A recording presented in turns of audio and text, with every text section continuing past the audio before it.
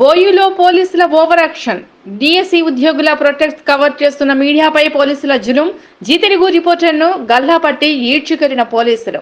కెమెరాలో ఉన్న కొన్ని స్టూడెంట్ ప్రొటెక్ట్ వీడియో డిలీట్ చేయాలంటూ బెదిరించిన సిఐ అంటూ ఆరోపణ.